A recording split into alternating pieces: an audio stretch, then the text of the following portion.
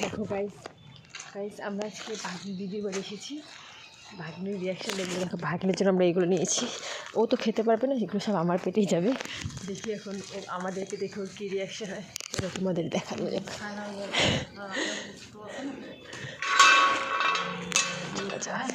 খায় না বেশি, বেশি খায় না, আমার পেটে যায় বেশিরভাগ।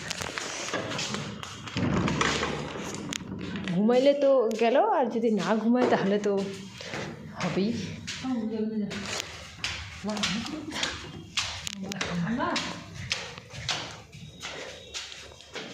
নাই মনে হয় বাড়িতে নাকি।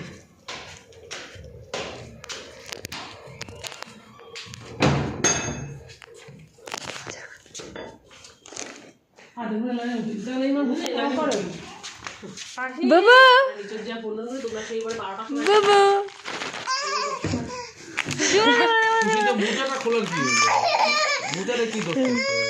বাবা হাত থেকে নিয়ে কাজে কেমন চলে যায়। চল চলো গেলাম গা।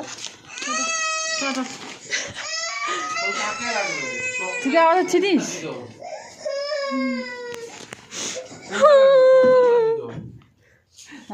লাগবে না।